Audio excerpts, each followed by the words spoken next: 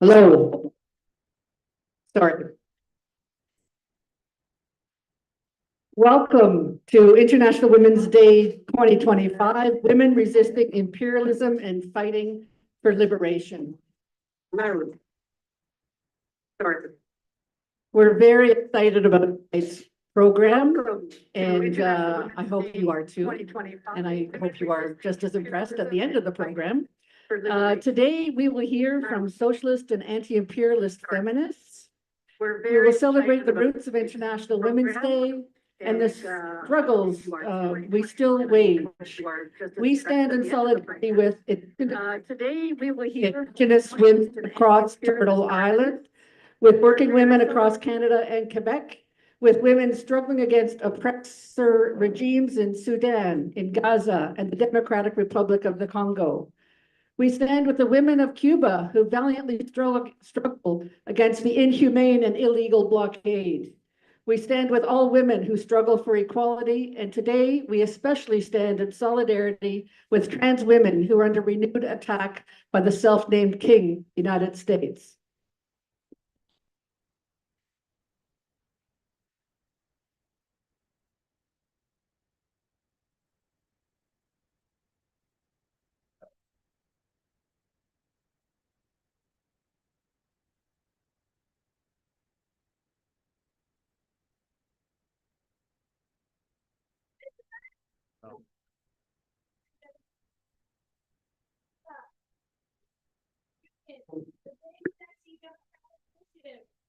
American and Caribbean Solidarity Network. Thank you. The Committee of Progressive Pakistani Canadians, the Canadian Network on Cuba, and the Young Communist League. We will also be joining the International Women's Day March tomorrow, which I hope many of you will plan to join us, or if this is the first you're hearing of it. If you're free tomorrow, we'd love to have you. We'll be, in fact, decorating the banner that we'll be marching with later tonight. It's a nice white banner with red text at the back there.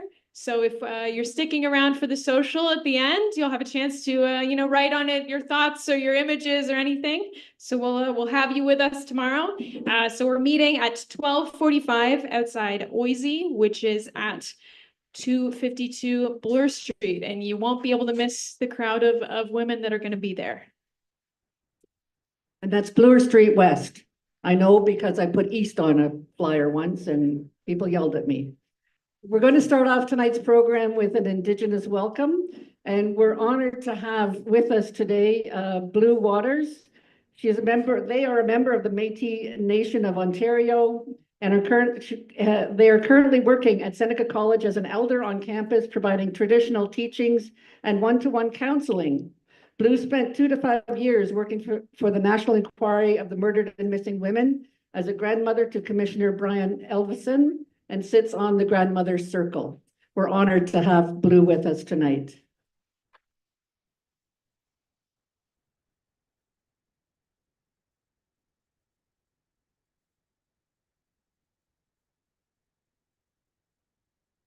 I have to lower down all the microphones. I thought I was going to have to go to this one. So thank you everyone for coming. I've been given tobacco, which is our traditional protocol when you ask somebody to come and do some work.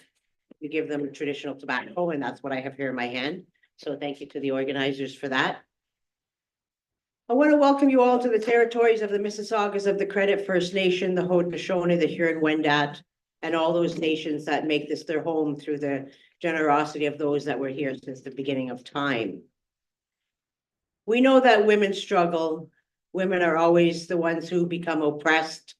Women are always the ones who have to take care of everything and fight for all the justice in the world.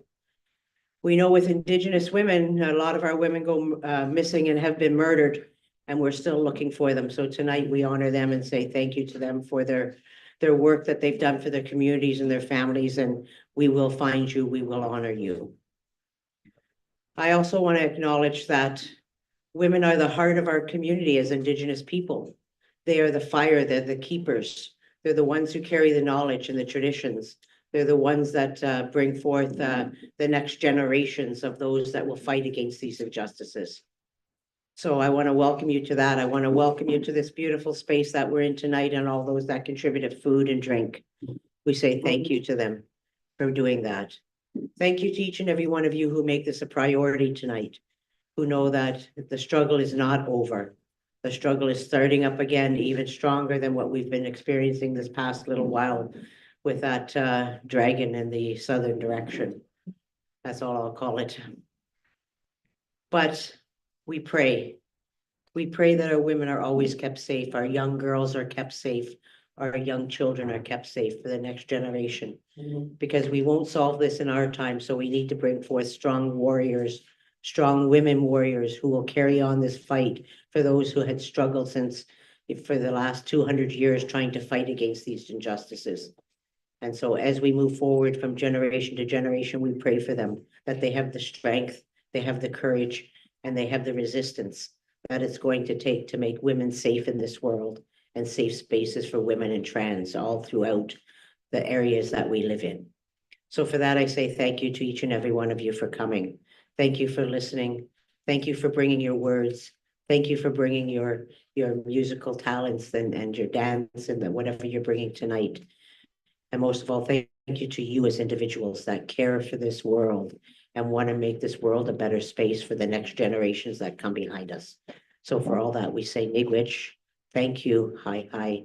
Have a great evening.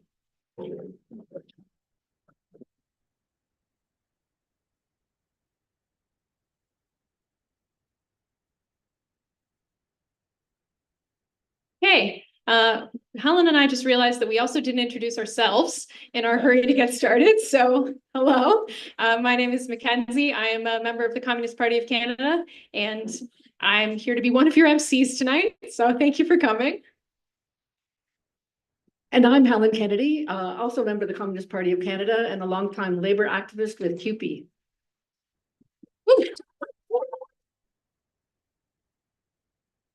Okay, I'm going to be introducing our first speaker of the night, Samantha Hislop. Samantha is the co-chair of the Canadian Network on Cuba and is committed to raising awareness about the devastating impacts of the U.S. imperialist policies against Cuba. Equally important is educating people on the achievements of socialist Cuba and its history of international collaboration, supporting people's liberation movements, and facilitating human development domestically and abroad. One of the primary objectives of her political work is to strengthen friendship and solidarity between the peoples of Canada and Cuba in order to promote social, cultural, political, and economic relations. So please give a warm welcome to Samantha.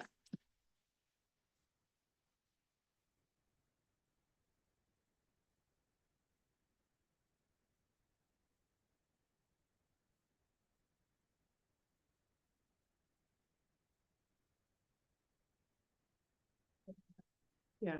Okay.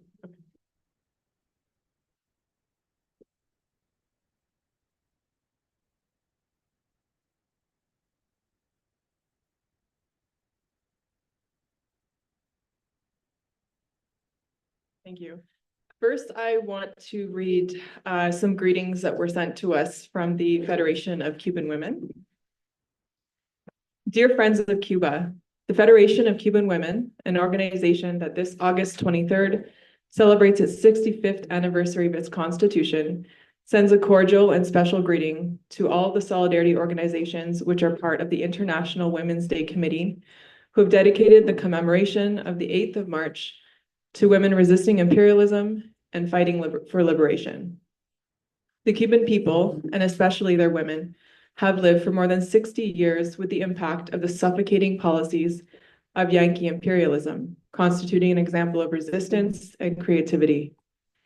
Despite the negative impact of the economic, commercial, and financial blockade by the government of the United States, Cuba has maintained its commitment to gender equality and non-discrimination, endorsed in the National Program for the Advancement of Women, which implements the commitments made with the Declaration and Platform for Action of the World Conference on Women held in Beijing, and which celebrates its 30th anniversary in 2025.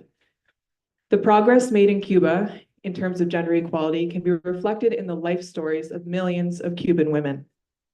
universal access and free education, health, the right to decent employment, to take decisions, to respect and guarantee their sexual and reproductive rights. These constitute an irrefutable verity in society.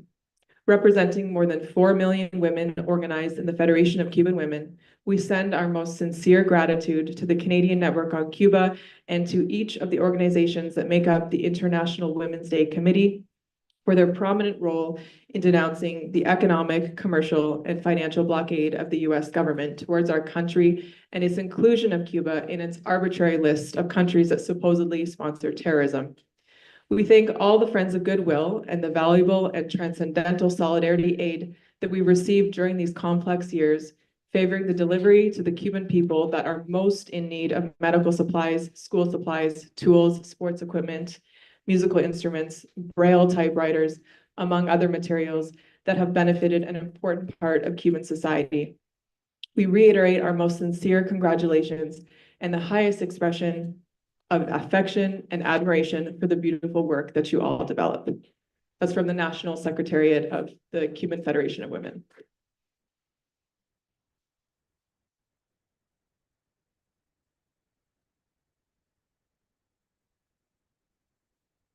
Well, if we were to talk about a nation that best exemplifies the inextricable link between women's liberation and the struggle against imperialism, I think that would have to be Cuba.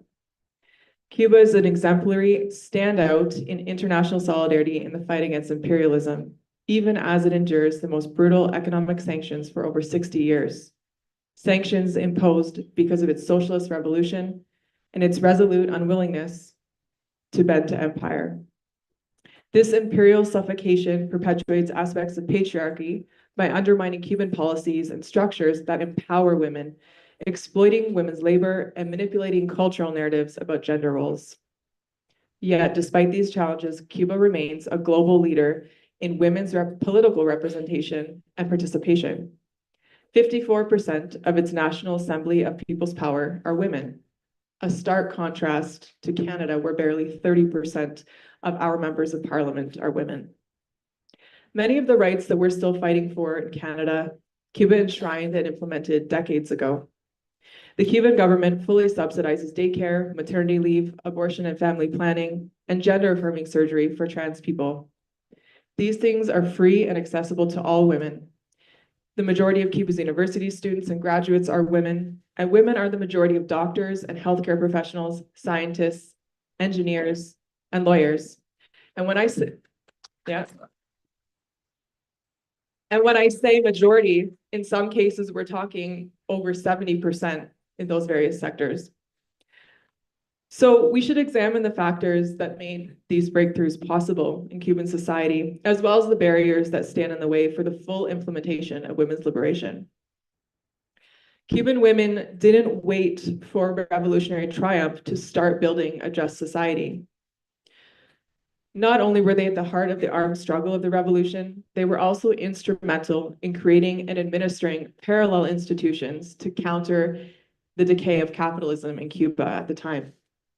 Women led the rebel army's Department of Education, which oversaw the teaching of illiterate peasants to read and write before Cuba had succeeded in overthrowing the capitalist dictatorship. And women created and ran childcare centers so that children could be cared for while their parents trained and fought against the Batista regime. Before the triumph of the revolution, Cuban women demanded not just equality, but full participation in the revolution and in their society. And they have always declared that the fight for their nation's sovereignty against external threats and imperialism was not secondary to advancing women's rights. Officially, the Federation of Cuban Women was founded in 1960 by Cuban revolutionary Vilma Espín and has been fundamental in advancing women's rights in Cuba and abroad. Through the FMC, women played a critical role in reshaping the nation.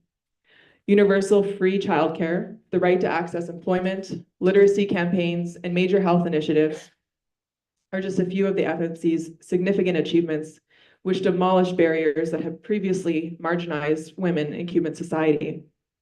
Cuba was the first country to sign on and the second to ratify the 1979 UN Declaration of the Convention on the Elimination of All Forms of Discrimination Against Women.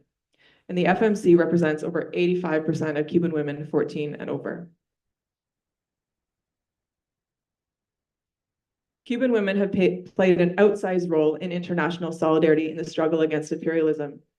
This commitment reflects a deep understanding that the fight against imperialism is not just a national struggle, but a global one. Cuban women have been at the forefront of Cuba's medical internationalism, serving as doctors, nurses, and healthcare workers in countries affected by poverty, viral outbreaks, and conflict. From the Haiti earthquake of 2010 to the Ebola crisis in West Africa of 2014, to training midwives in rural Guatemala, to Operation Milagro, where Cuban doctors provided surgical eye care and restored sight to more than 4 million people across 34 countries. And Cuban women comprise 64% of these medical teams that are providing care abroad. Cuban women have also been instrumental in international literacy campaigns, such as the Yo Si Puedo, Yes I Can campaign, which has helped millions of people over 30 countries learn to read and write. And this program has been particularly impactful in countries where imperialism has historically exploited and marginalized communities. The most recent beneficiary of the Yo Si Puedo program is Honduras, where almost 500,000 illiterate people have learned to read and write in just the past 2 years. And Honduras will be declared free of illiteracy this year because of assistance from Cuba.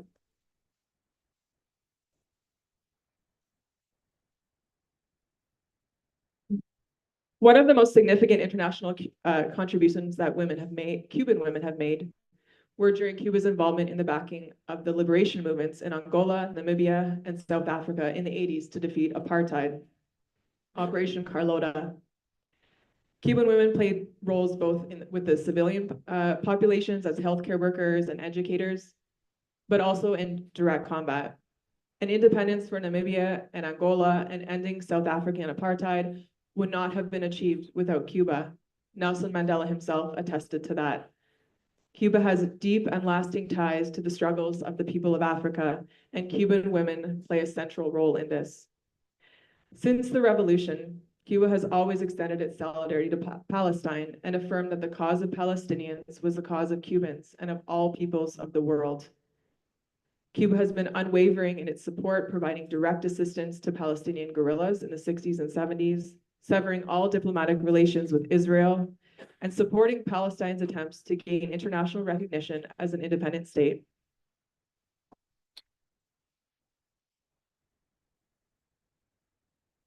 And this January, Cuba threw its support behind South Africa's historic case against Israel's genocide at the International Court of Justice.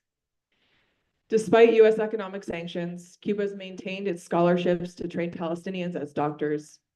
And Cuban women have always declared that Palestinian women are leaders of the global anti-colonial struggle. In 2022, Cuba held a groundbreaking referendum after a comprehensive nationwide consultative process to pass a new families code, recognizing a range of rights for children, women, LGBTQI groups, the elderly, and people with disabilities.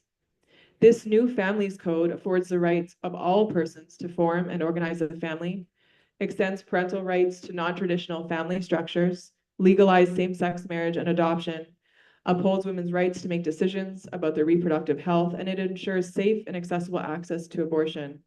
It also includes strong provisions to address and prevent domestic violence and promotes the redistribution of domestic and care work among all the family members.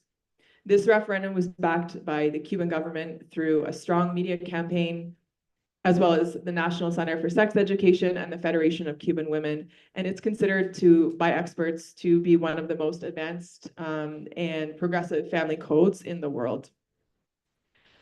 It's important to note, though, that during this campaign and these consultations, there was a foreign-funded counter-campaign that gave social conservatives and religious groups and other kinds of NGOs an outsized voice to condemn proposals in the new code.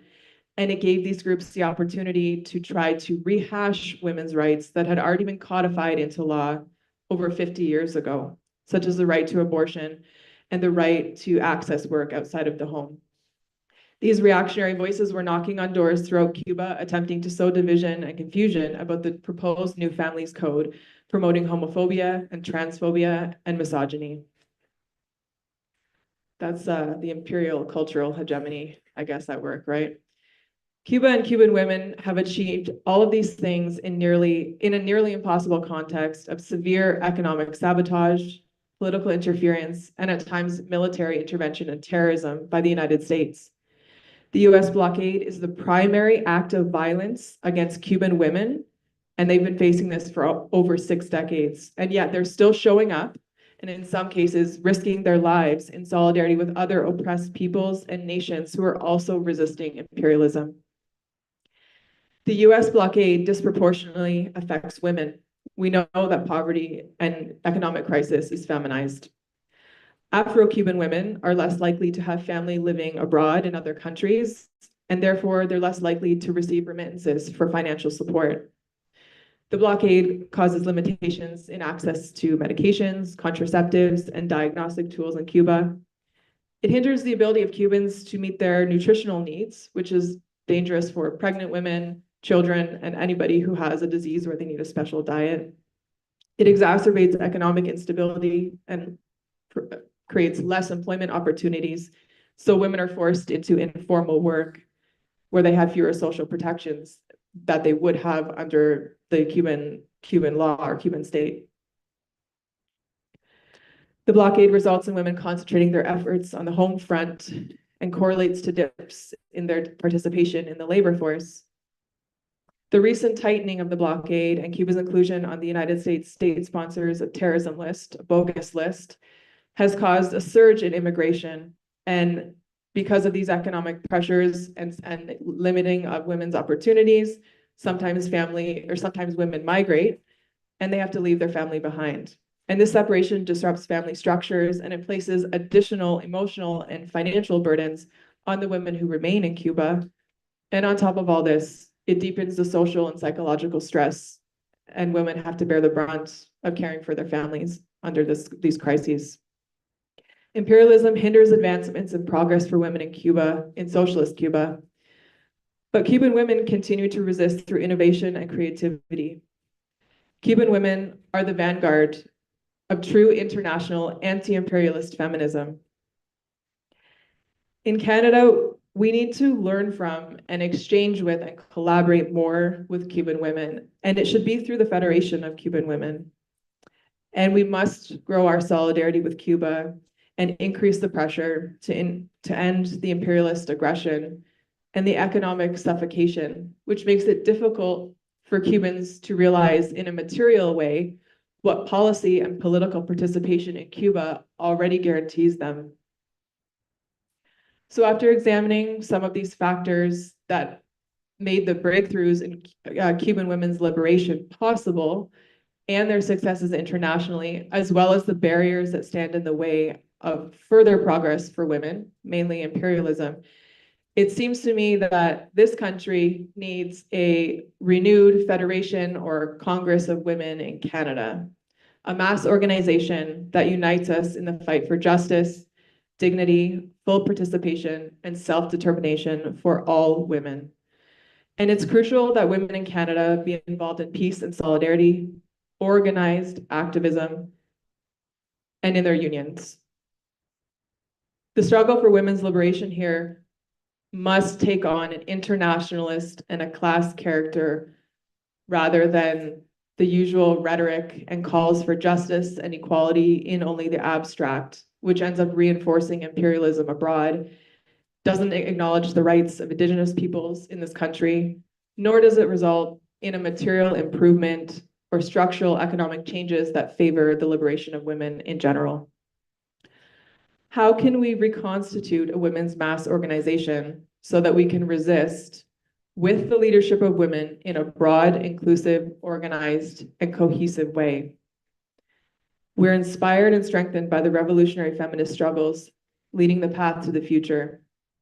Women's liberation and an end to imperialism will not be achieved at the ballot box. No one is free, no woman is free until we are all free.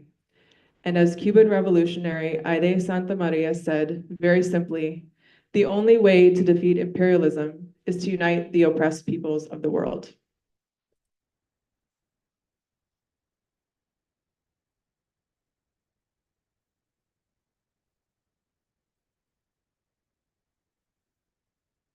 Thank you very much, Sam. Helen is going to introduce our next speaker, but while she's coming up, I just want to encourage if there's anybody at the back who doesn't have a seat, we've got an almost empty front row, so don't be shy. Everybody's very nice up here. So, you know, yours for the taking. I also want to thank Sam for that amazing greeting from the FMC, the Federación de Mujeres de Cuba, and also for her own remarks about building a global movement. I want to ask though, how many people here have been to Cuba? Okay, this message is for all those who didn't raise their hand. You'll have an opportunity at the end of April to participate in the Che Guevara Brigade, and which is an absolutely incredible. We have lots of people here who actually were there, have been there before last year. And is Tess here? Yay. If you want more information, go and see Tess, who coordinates the Toronto, coordinates the whole thing from across the country. All right. The next speaker is a comrade sister of mine. Pamela Arancibia is a labor organizer. She's the coordinator of the Toronto chapter of Labor for Palestine, organizes with her community through Latinx for Palestine, and sits on the board of directors of Mayworks Festival for Working People and the Arts. Pam is an internationalist and an anti-imperialist and advocates for a global South feminism along Marxist lines. Please welcome Pamela.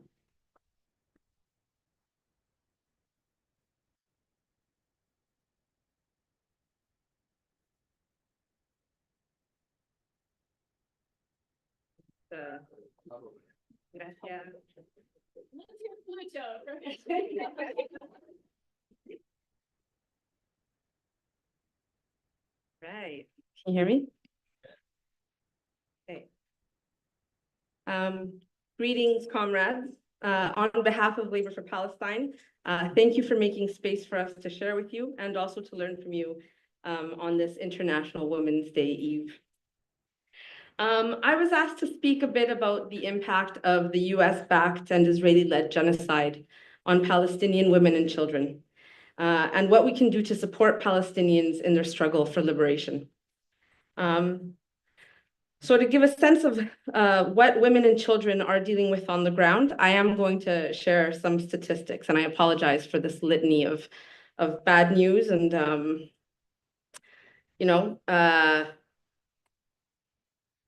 they're worse than grim, obviously, when we hear what's happening in Palestine. It's horrifying. And I'm sorry to have to live in a world where this is a reality and not fiction, because it truly is a dystopia. So in Gaza, 46,645 civilians have been killed that we have the official numbers for. 7,216 of them are women. 13,319 are children. And of course, if you've seen the studies by the Lancet, you know that those are gross underestimates, that we think it's actually maybe up to 40% higher than that. I think as of June, there were probably over 60,000 dead. We know that there are going to be more deaths as a consequence of the violence and trauma, the destruction. And I think about 60% of those almost are women, children, and elders. 936,700 women and girls have been displaced from their homes. 2,784 women have been widowed. Over 4,400 children are missing, many of them under the rubble. Over 19,000 children have been orphaned. 155,000 women are pregnant or breastfeeding in horrible conditions, unsanitary conditions among the rubble, with little privacy, in unhygienic, unsanitary conditions. 5,500 women were expected to give birth last month in these conditions, and we know that each month more women are forced to undergo that. We know that food and water are being weaponized by Israel. Over 500,000 women are facing food insecurity and malnutrition. We've seen the news where we hear of babies starving and freezing to death.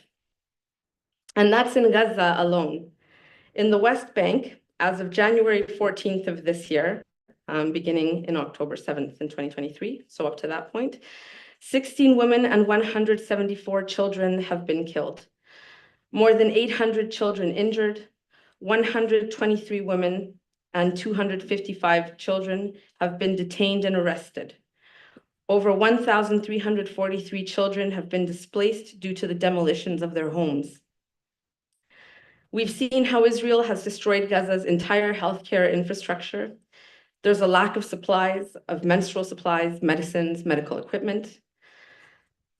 And it's maddening because Canada is a signatory to the United Nations Convention on the Rights of Children.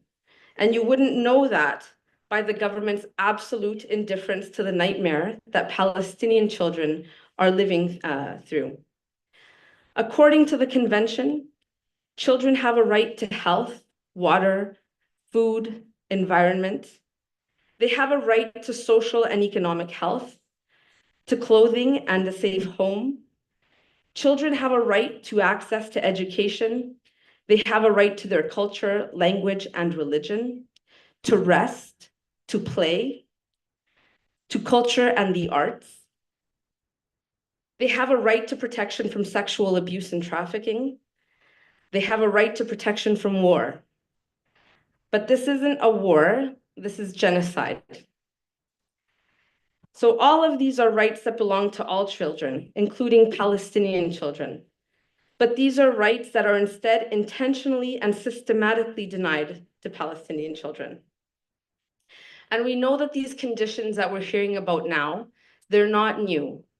Israel has been escalating for decades. This is not something that began, again, and we know this year, did not begin on October 7th. October 7th was the result of decades of murder, of violence, of dispossession, of land theft, of cruelty.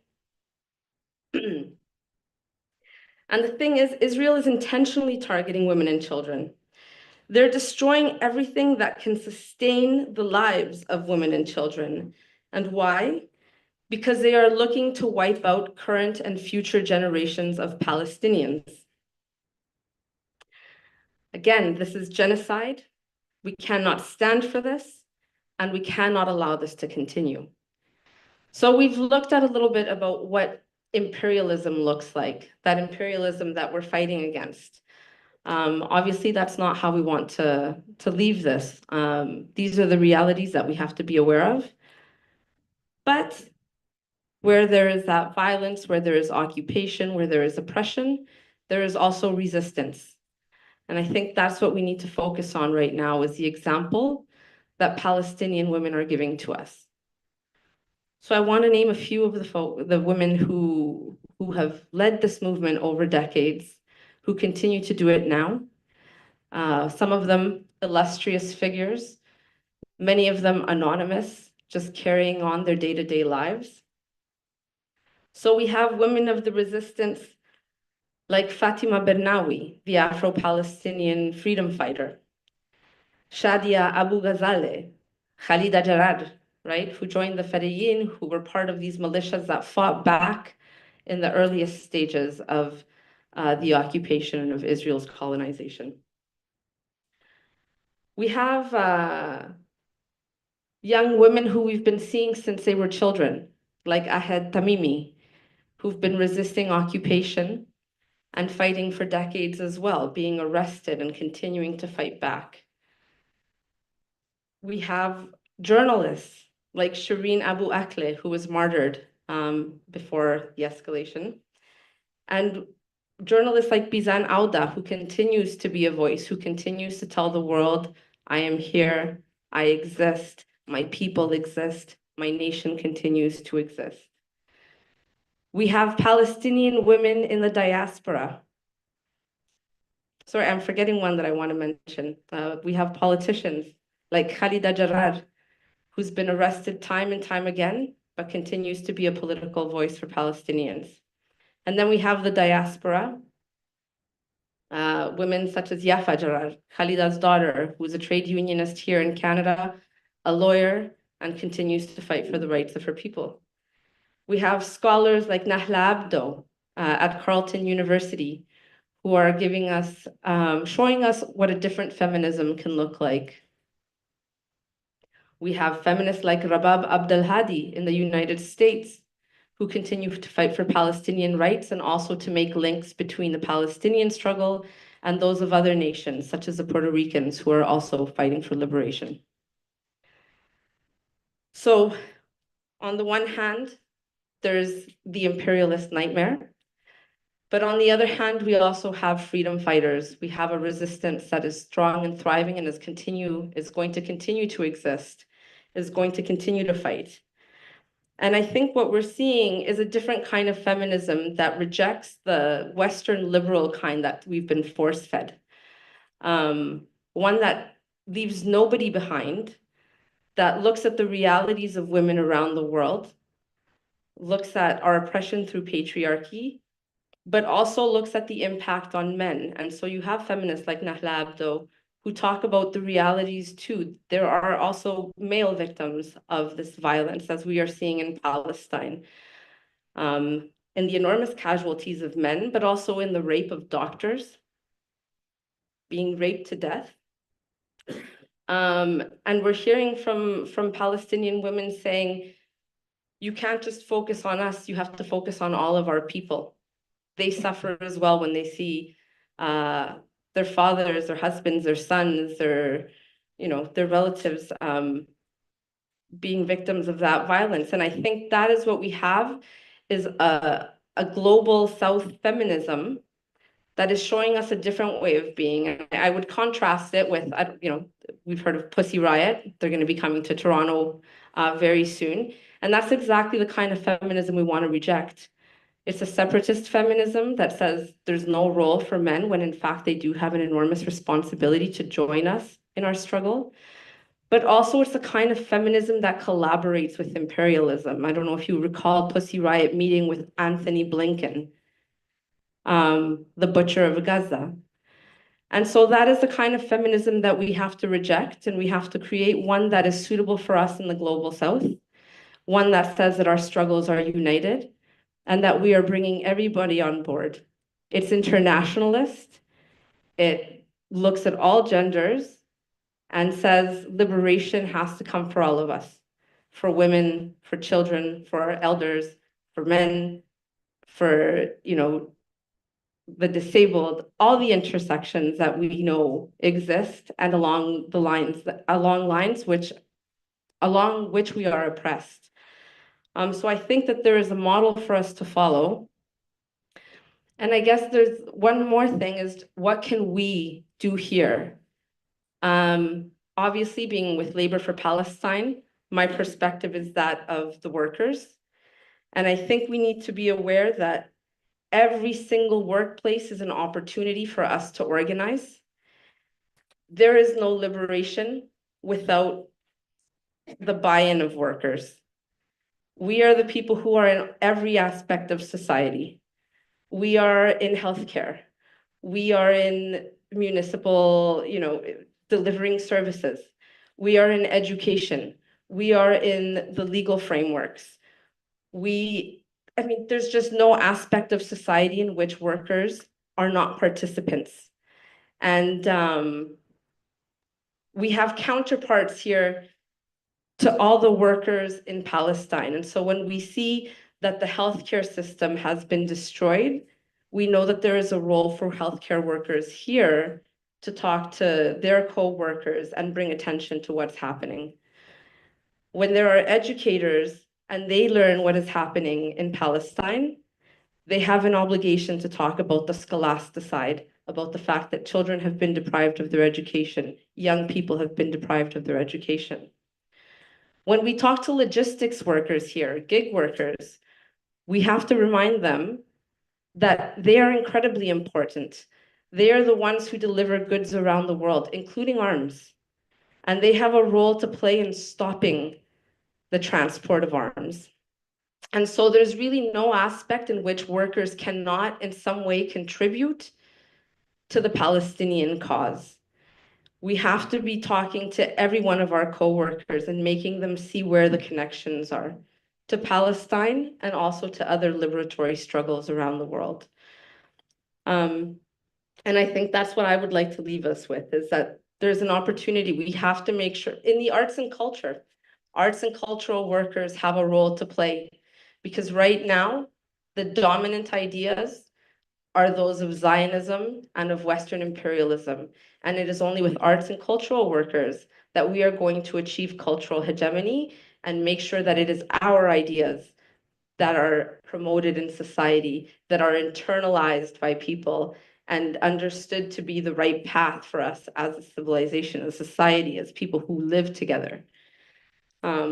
So it's that. Those are, I think, the thoughts I would like to leave us with, is that this is an international struggle, and workers are in a special position to help in all aspects of society and to make those connections with what's happening in Palestine. So free Palestine.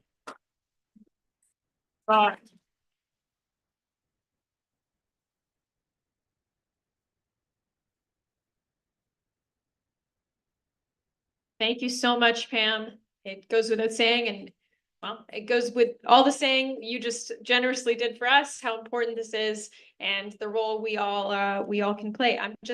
Helen's about to share some information, but I'll just proactively, Morgan is going to give us some greetings from the Young Communist League in just a moment, so get ready for that, Morgan.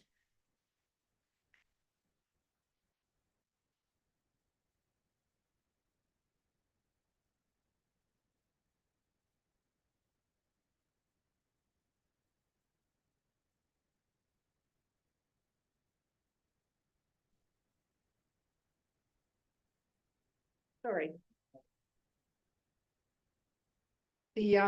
I just want to thank some of our very generous donors who helped to make tonight's event happen. QP Toronto District Council and Megan Hillman, who is the women's chair, is here somewhere. Give us a wave, Megan. There you go. And QP, which stands for the Canadian Union of Public Employees, Local 4400, the Toronto Education Workers Union, and Miguel Lima is here from QP 4400. We have also had individual donations, and we encourage that. We encourage you to send us an e-transfer to Farah, help me out here. IWD Committee Canada@gmail.com. Got it. So that's IWD Committee Canada@gmail.com. We'll accept them. Small, big, medium size, no problem.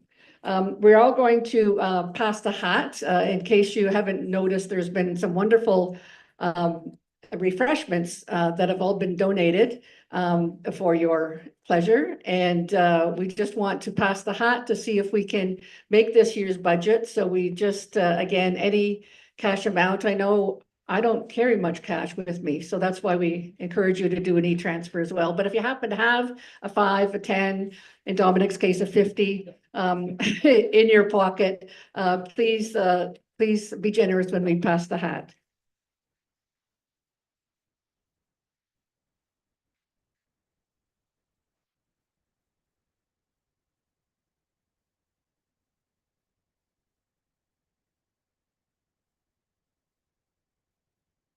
The Young Communist League sends its greetings and congratulations to the coalition organizing this International Women's Day celebration. The feminist and working class struggles have had a long history of working side by side, and as proletarian feminists, we see these struggles as inseparable. We're excited to participate in this uniquely socialist celebration of this important day and look forward to our future collaboration.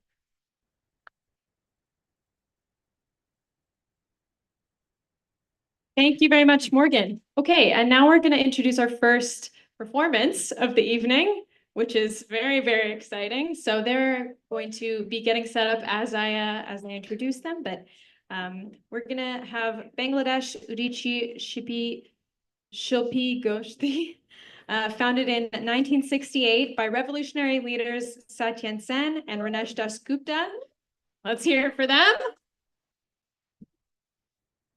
This is a leading cultural organization in Bangladesh.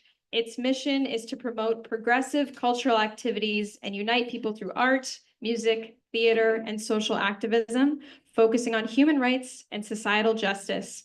Udichi played a pivotal role in the cultural campaigns in the 1971 Bangladesh Liberation War, using music and drama to rally support for independence. The Canadian branch, founded in 1998, continues to organize cultural events and preserve Bangladesh's heritage within the diaspora. Their motto, art for the people. Udichi remains a strong advocate for social change and cultural expression. So please welcome them. And I'm going to get out of their way.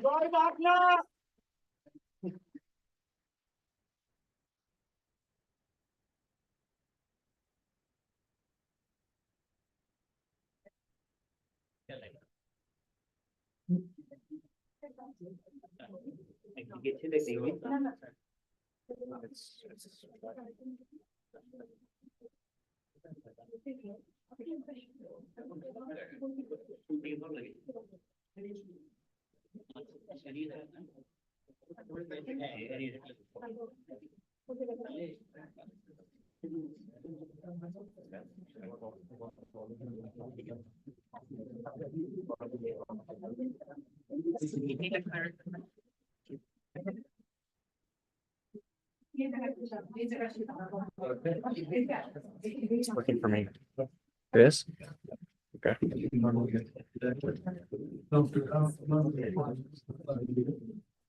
That might help.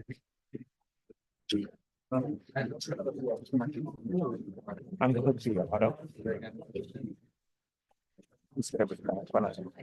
Okay. There. I just want to queue up really easy. So.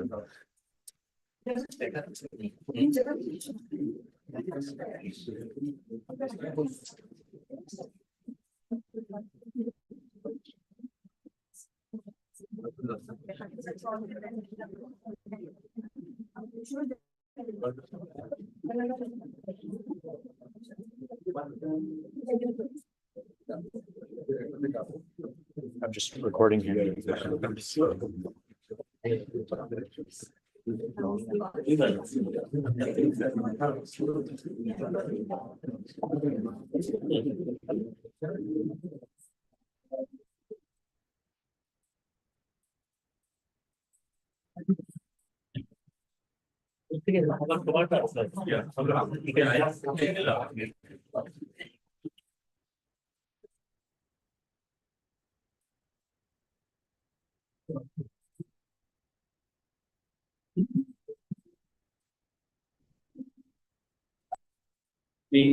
আপনি এই corner দাঁড়াবেন দেখা যাওয়ার জন্য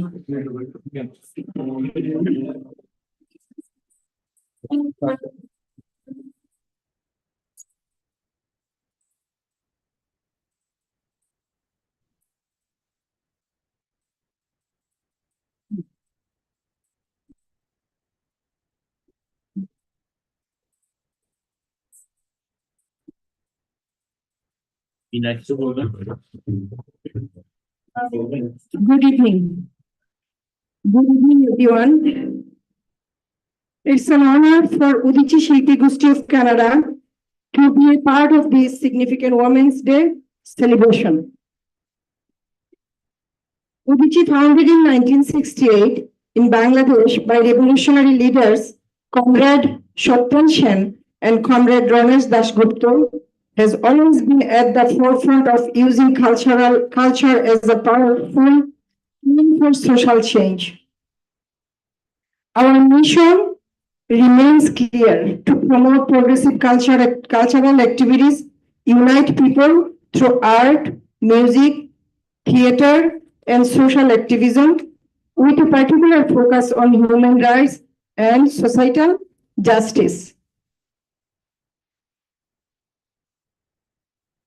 Throughout our journey, Udichi has celebrated the resilience and strength of women, understanding that cultural expression is a vital platform for advocating for gender equality. Our participation today highlights our commitment to this cause, honoring the achievements of women and recognizing the challenges they continue to face, especially in regions like South Asia. In Bangladesh, when women have made individual contributions to the economy in the all sections with all capacity, particularly in the sectors like garment industry, where they make up over 80% of the workforce. However, they still face significant barriers, including gender biased violence, economic inequality, and limited access to justice. As a cultural organization, Udichi continues to stand with women in their pursuit of equal rights and opportunities, raising awareness and uprising, inspiring change through our performances and activism. On this Women's Day, as we celebrate this incredible woman who inspires us, let us also reflect on the importance of supporting their safety, empowerment, and growth.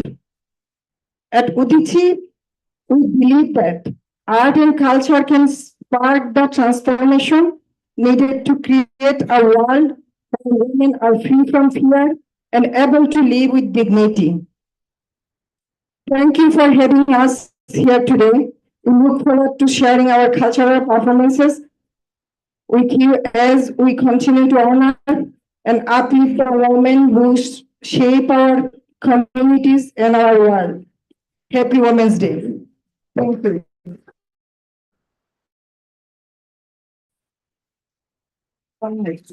So,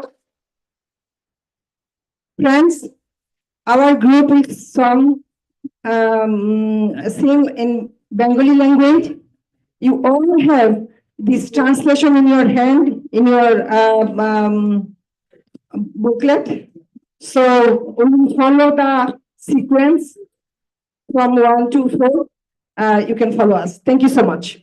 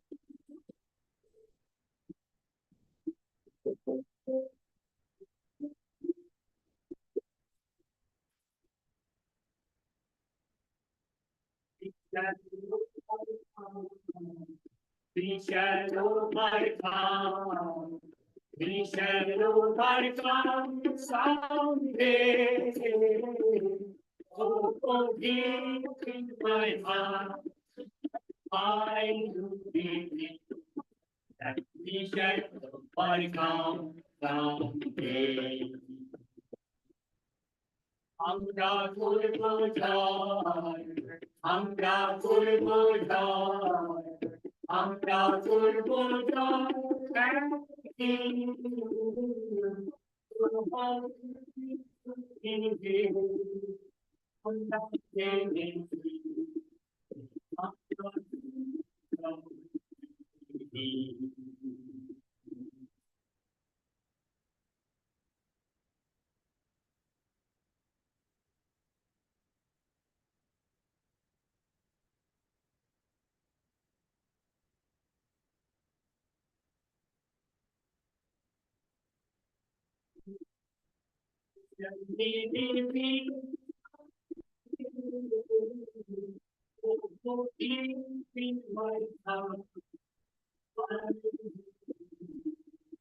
That we I found someday.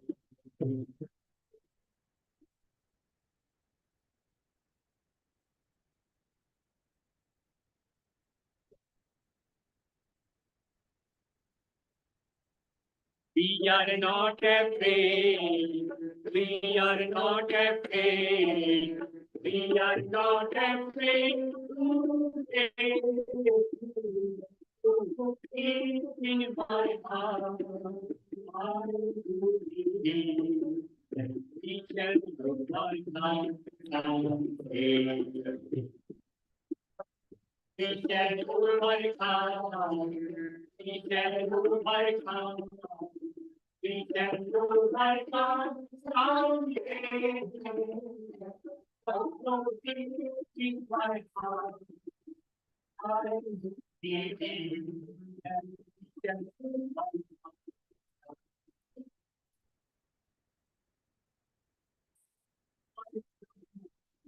We can go right on. We can go right on someday.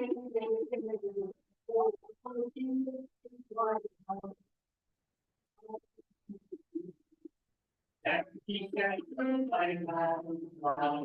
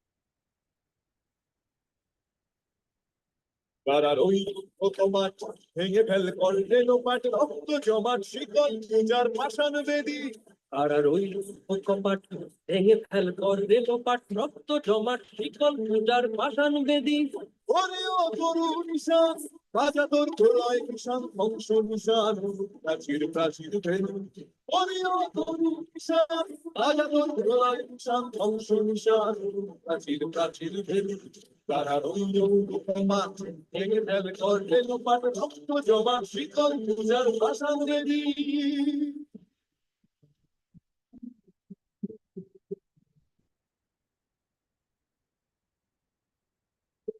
কাজলের বাজনা বাজা কে মালিক এসে রাজা কাজলের বাজনা বাজা কে মালিক এসে রাজা বেদায় সাজা মুক্ত স্বাধীন সত্য কেড়ে বেদায় সাজা মুক্ত স্বাধীন সত্য কেড়ে পায় যে হাসি ভগবান করবে ফাঁসি সর্বনাশী শিখায় লোকের কারা রইল বাবা ভেঙে ফেল করলে লোপাট রক্ত জমাট শিকল পূজার পাষাণ বেদী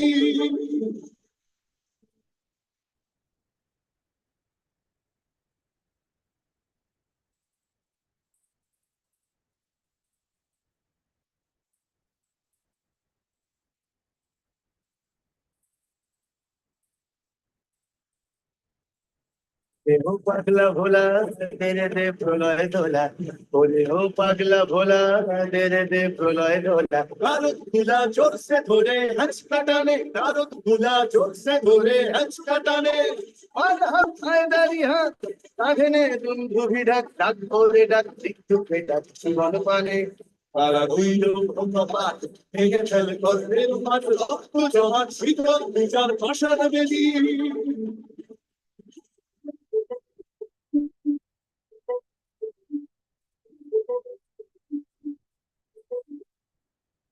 যে ওই গালে বসে কি কাকা বেতালে বসে কি আছে ওই গালে বসে কি কাকা বেতালে বসে কি তেরে দেখি ফিঙ্কার আর ওই ভিত্তি নারী তেরে দেখি ফিঙ্কার আর ওই ভিত্তি নারী লাঠিমার ভাঙলে তালা কত সব বন্দিশালায় আগুন জ্বালা ফেলো পারি লাঠিমার ভাঙলে তালা যত সব বন্দিশালায় আগুন জ্বালা ফেলো পারি তারা রইল বোকামাট ভেঙে ফেল কর এলো পট রক্ত জমাট শিকল পূজার পাশার বেদি তারা রইল বোকামাট ভেঙে ফেল কর এলো পট রক্ত জমাট শিকল পূজার পাশার বেদি ওরে অপমান বাজা তোর প্রলয় কিষান ধ্বংস নিশান মুড়ি কাছে কাছের ভেঙে ওরে অপমান বাজা তোর প্রলয় কিষান ধ্বংস নিশান মুড়ি কাছের ভেঙে তারা রইল বোকামাট ভেঙে ফেল কর এলো পট রক্ত জমাট শিকল পূজার পাশার বেদি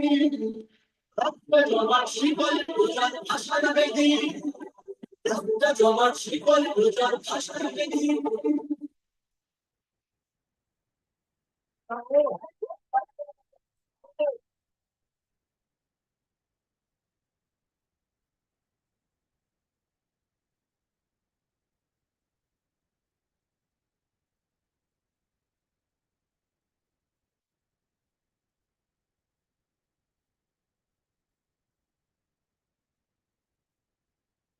Raman, stage আসো.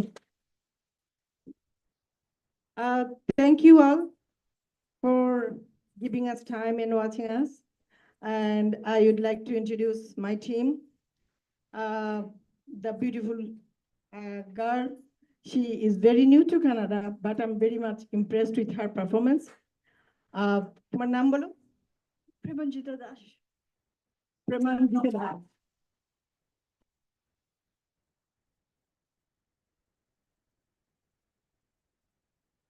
My name is Minara Begum.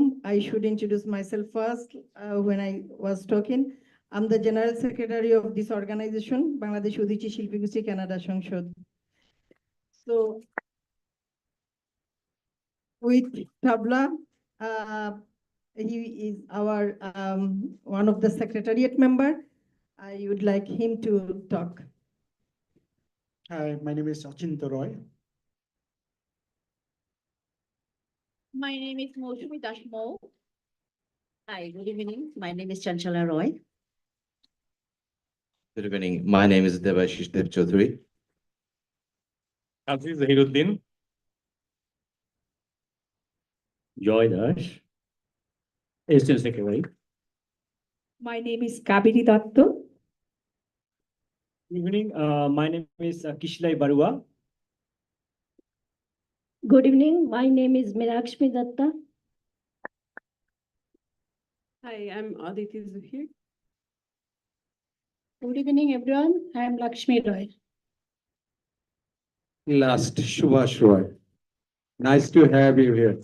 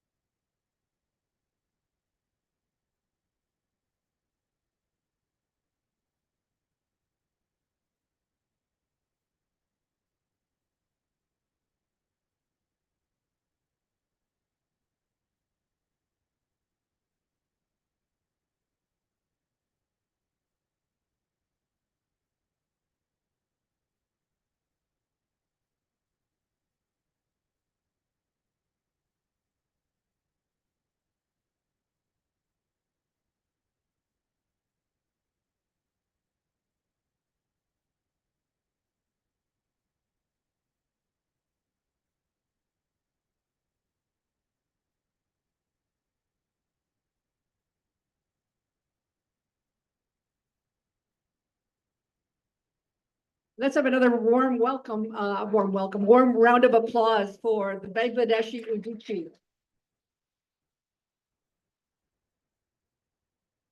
I'm sure you all caught this too, but when Manira talked about how their aim is to unite people, I want to say that they should add to that they unite people with joy. There's so much joy in the singing of those songs, just really incredible. I also really like the young woman who was dancing, and I think we should take this movement to the barricades. I think that one's a keeper. Okay, thanks, everybody. I'm going to introduce our next speaker, Dr. Amal Omer. Amal started her political life at 17, attending medical school in Russia, becoming a member of the executive committee of the Sudanese Students' Union and the Democratic Front for the Sudanese Students.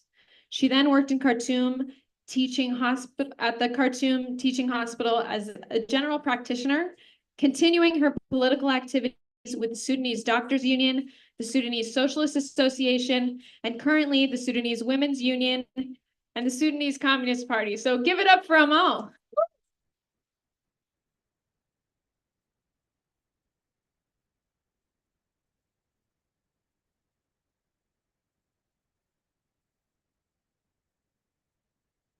Thank you, everyone. Okay. I would like to start.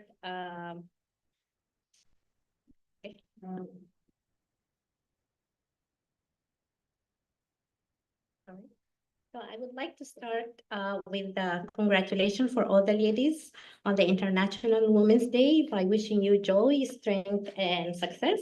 And I would love also to say or give an idea about the photo behind me, which is the poster of the event. The lady in white that appears in the poster of the event, her name is Ala Salah. A 20 years old student at that time is standing on top of a car dressed in white top and gold and leading a crowd of demonstration in Chad during the Sudanese anti-government protests in 2019.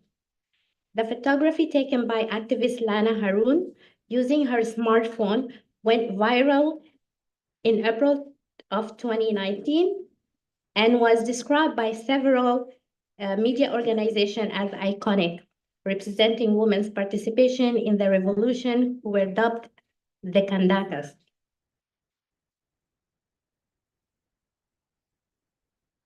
Okay, as we all know, Sudan currently faces the worst displacement crisis. More than 10 million people have been displaced since April 2023. Over half being women and a quarter being children under 5 years old. 70% of those displaced are at risk of famine. Around 2 million people have fled from Sudan since then, as refugees, asylum seekers, and returnees, and much more are internally displaced and are suffering the extreme violence of this brutal war.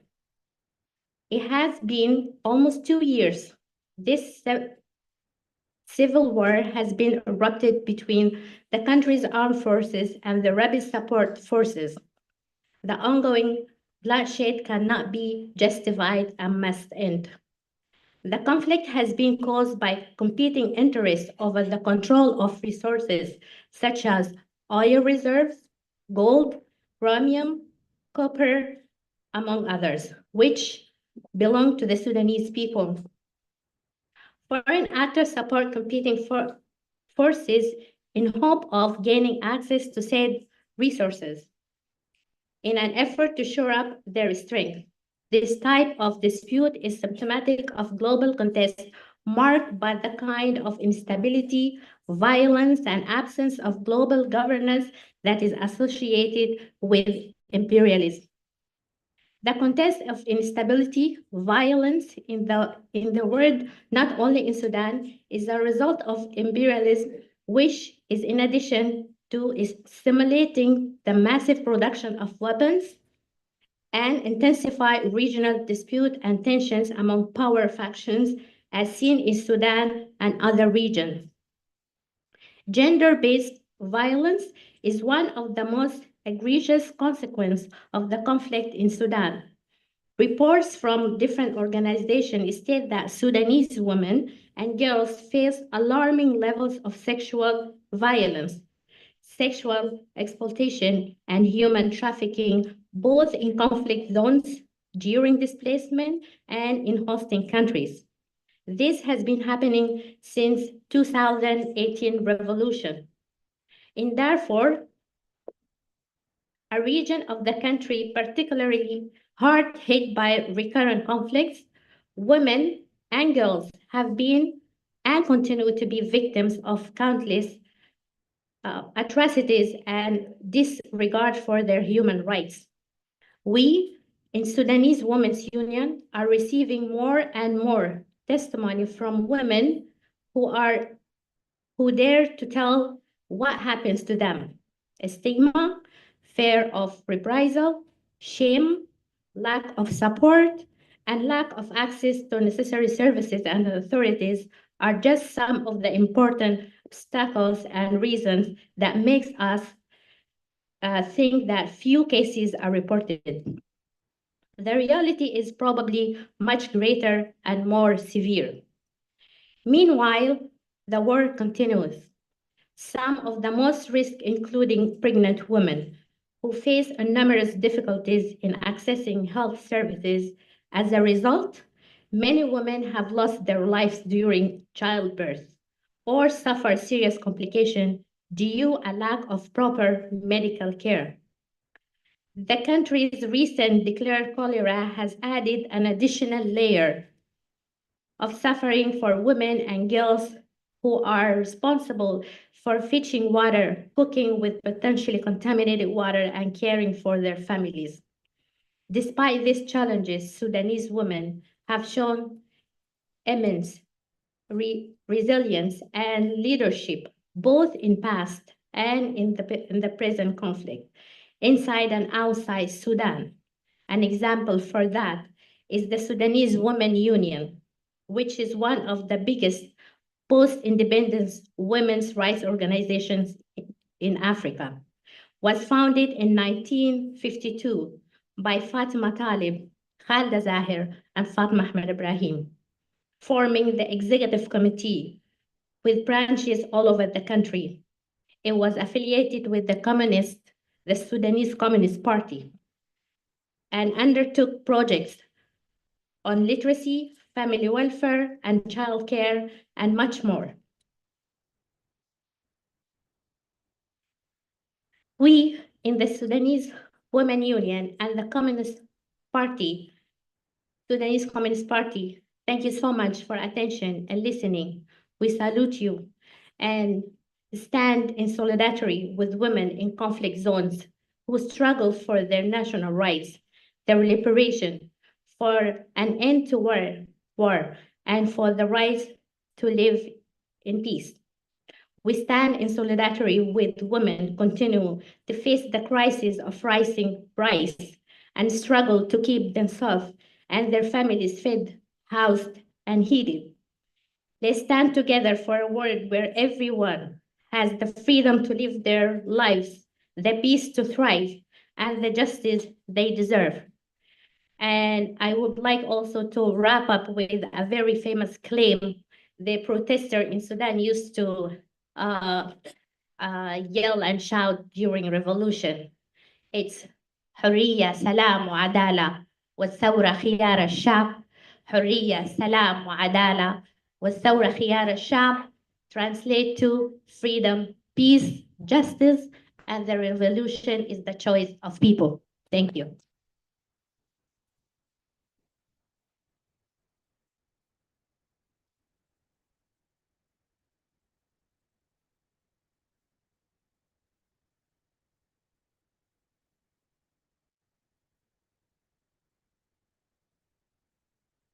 I move we adopt that slogan for the next few years at least.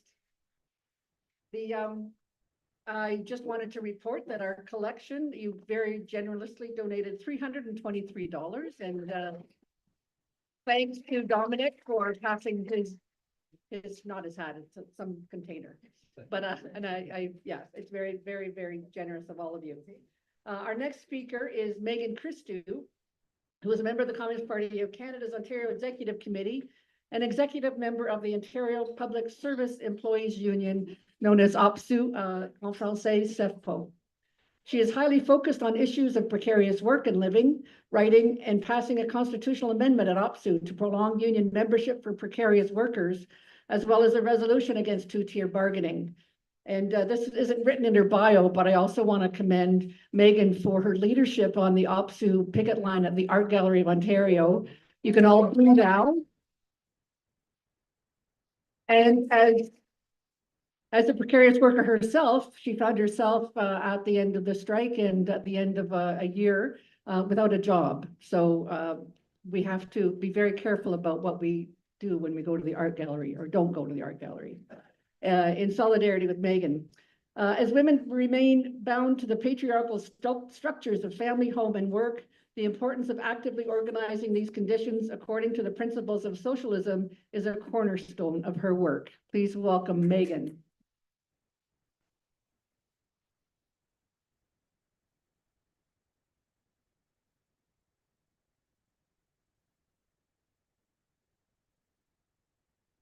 Thank you so much for inviting me, and I fear that I have a very long statement, as per usual for the Communist Party, so you'll have to bear with me.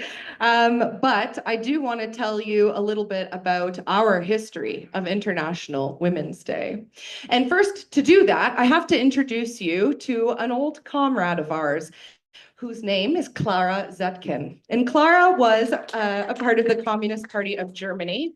And she actually represented the party in the Reichstag from 1920 to 1933, until, of course, she was forced into exile due to Adolf Hitler and his Nazi party taking power. So Zetkin attended Bastille Day in July 1889, and they met in Paris. Leftist groups assembled there to organize May Day, which will be coming up, and a demonstration for workers' rights. Zetkin was very inspired by coming here, and this began to lay the groundwork, eventually establishing International Women's Day as a communist holiday. But it's important to remember from the very beginning of IWD, socialist feminists and bourgeois feminists really separate themselves. Bourgeois feminists and women who were advocating for the vote, remember, they only really wanted the vote for wealthy women. And they only advocated for married women's property. They were advocating for themselves, the bourgeoisie, to enter a profession, whereas socialist women's platforms are much broader. They are always about elevating society for all citizens, including men, and our queer and non-binary comrades.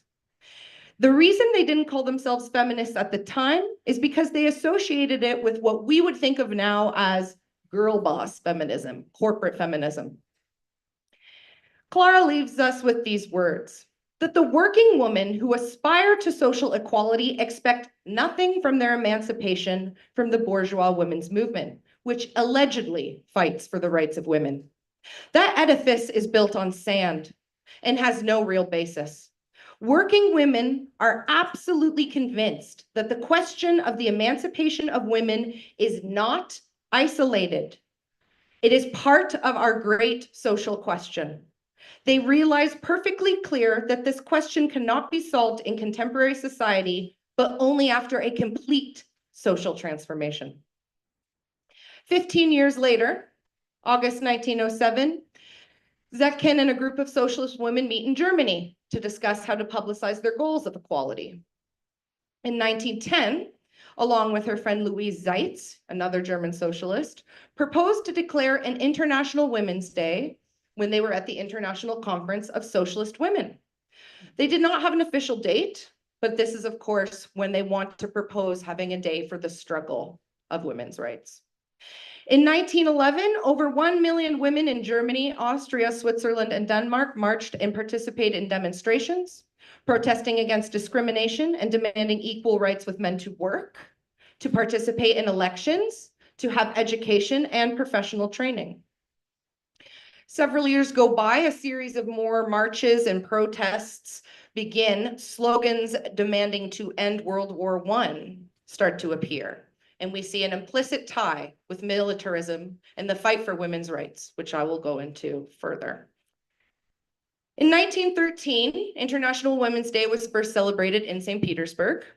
It was stated in a petition addressed to the mayor that they just simply wanted an academic morning meeting on women's issues. And of course, the authorities gave permission, and 1,500 people gathered on the premises of Kalashnikov Bread Exchange in Russia.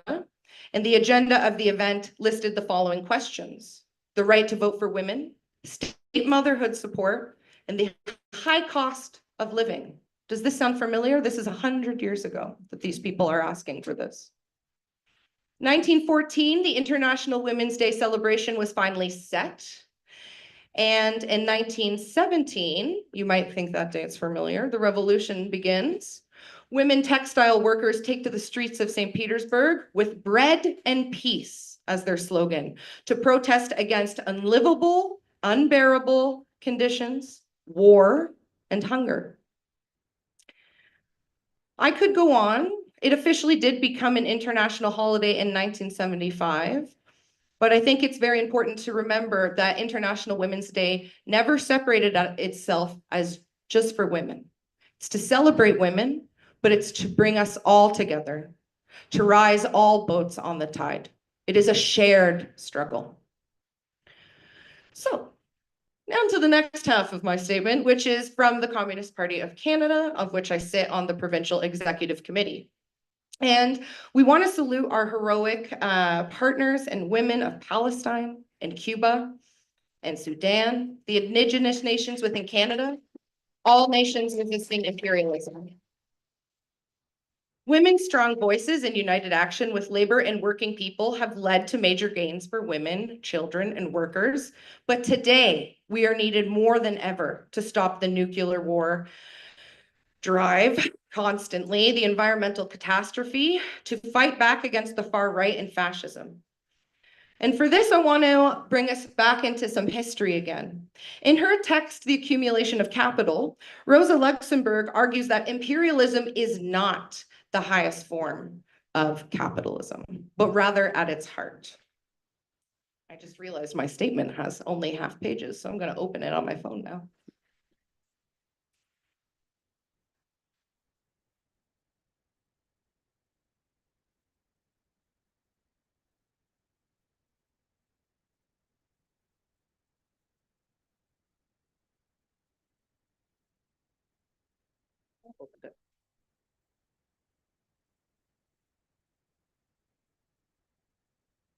So if imperialism is not the highest stage of capitalism and is at its heart of capitalism, then therefore war is also situated in capitalism's dark heart. Along with other women of the revolutionary left, women in the Communist Party of Canada do not see the oppression of women as an abstract question. We see it as a concrete reality, wherein capitalism and patriarchy become mutually constitutive, which makes this impossible to dissociate class exploitation from the subaltern condition of women. This is why we believe only in uniting together as workers and as women in the fight for equality, peace, that any progress can be made. So we say no to war. We say no to Trump. Our Canadian Parliament must say no to war and military spending, and no to Trump's grab for Canada's resources, markets, and sovereignty. Clara Zetkin tells us that the twin sister of war is hunger. Its shriveled and merciless hand knocks at the door of each family, whose breadwinner is in the field. Unemployment, too, spreads more quickly than any pestilence. Anxiety, hunger, sickness, child mortality will follow in its wake, and it has, and it is. That question is on millions of lips. In Palestine, in Sudan, in Syria, in Ukraine, and in our Indigenous communities, only 100 kilometers away. In militarism, the power and the rule of the capitalist state and the bourgeois class are crystallized. It is only the party that opposes them in principle, that opposes the principle in militarism. To abandon the struggle against the military system amounts in fact to the same thing as renouncing the struggle as women against our place in the present social order. So what am I trying to say there? In other words, militarism, when we accept it, when we say, yes, I will make the chips and the plants for the drones that fly over the children, we prevent our wages from being reduced. We say, okay, give us the work, give us the job, we need it. But in return, we will be deprived of fighting continuously for any increases to that wage, for any benefits that we need, or any improvements. So we gain as a seller of our labor when we say to the boss, I agree with you, but we lose. We lose for our children, we lose for their children, and on and on. So how do we fight? Well, it's unity, isn't it? It's being in this room together. It's being in a shared struggle. It's struggling for people who you don't even know, that you might not even share in their struggle. You have to commit to believing in people and fighting with them, even if it doesn't personally affect you. The unity of the women's movement with labor, with democratic movements, youth, senior, Black and Indigenous people, immigrants, and the growing number of unemployed can defeat the right-wing agenda and real advances for women. In Toronto right now, our unemployment's at 8%. I'm one of those people. I'm sure you are some of those people. You become desperate. You will take anything. But we can't be desperate. We have to believe in each other. We have to continue fighting. And we have to demand things like universal, accessible, quality, public, and free childcare, publicly funded, full accessible abortion services and reproductive health care, a $25 minimum wage, and guaranteed annual livable income. There's so many more. Free education, universal pay, fully funded Medicare. People will throw this in your face. People will tell you you're a utopian, but you're not, because there are ways to pay for it. The way we can pay for it, raising corporate taxes on these record-breaking profits of $577 billion in 2023.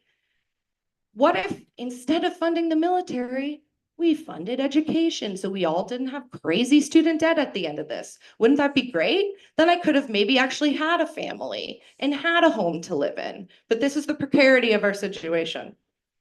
Our party understands that in order to lead, you have to be deeply embedded in the day-to-day struggles of masses of people. We are not outside the struggle. We are in it with you. So here's to 2025, a year of struggle and resistance. This year will bring hard struggles for women and working people across Canada. As Trump's policies accelerate job losses, recession, militarism, and privatization, these are escalating the threats to Canada's sovereignty, global aggression in Europe, Middle East, Asia, and China. It's important that the unity of our labor and democratic movements, the women's movement, and all those opposed to the corporate agenda of Trump and his conservative allies in Canada is the key to stopping the disaster. Rosa Luxemburg reminds us that socialism is simply unknowable for those of us who were born and grew up in a capitalist society. The only way forward is to create the most greatest and sweeping democratic reforms possible so that we could begin to not only dream together, but to realize new ways of living and being together. We have to remember that workers will only be able to attain their liberation if they fight together without a difference of nationality or profession. In the same way, workers and women can attain our liberation only if we stand together without the distinction of sexuality and gender. This is to say that we have to incorporate great masses of workers together for liberation. And I want to end with this. I know you all feel it. You feel the anxiety around you. You feel the pain and the pressure around you, because that means change is coming. It took hundreds of years for us to defeat the kings and the queens that reigned over us. It may take hundreds more years for us to get rid of the oligarchs, for the rich, for the people who have never worked a single day over us, but we will do it, but only if we do it together. Thank you, comrades.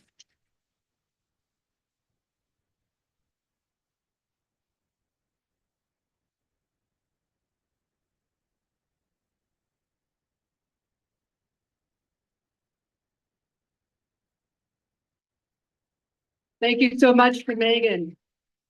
We want to say thank you. Unfortunately, Leila Stats cannot be with us tonight. I know that saddens a lot of people, me included. So this will not be the end of our night. We're going to ask you to contribute to our banner at the back. But first, we want to thank some particular people. Reese, who has done an excellent job of sign language interpretation. Put it up now, that people are gonna find out. Our tech team of Lucho, who's running to the back for some reason, and Drew and Uri and Leila. And everyone else who contributed the snacks for tonight. There's still lots left, I believe. And you're going to say a few things. Okay, so thank you just so much, everyone, for spending a couple hours with us tonight. We'll hope you'll stick around and socialize, although admittedly, there's such a good turnout that there's less room for socializing than we thought. So feel free to take up what was the dance floor as well. And just a reminder that we will be marching in the International Women's Day March tomorrow. So the woman who led the clap there, Anna, you will hear her chanting in Spanish where we are. And Magdalena as well. So meet us tomorrow at 12:45 outside Oisey, 252 Bloor Street West, if you'd like to march with us. And if you're going to contribute to that white banner at the back, there's a bunch of pens. So, ideas and any kind of additions you'd like to add would be really great. And thank you to Magdalena for putting together this beautiful banner. Your penmanship is unmatched, and I won't spoil your secret. So, and as a last note, if you liked the perspectives you got tonight, there's a great book table at the back with some more socialist and working class analysis about the world around us, and People's Voice, Canada's oldest socialist newspaper, is also available for free. So please check it out, and thank you so much for coming tonight. We'll look forward to seeing you in the streets in 2025.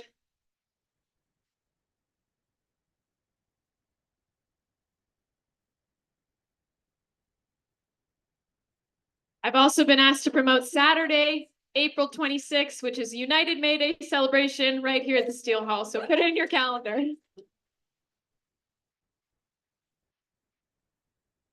That's a wrap.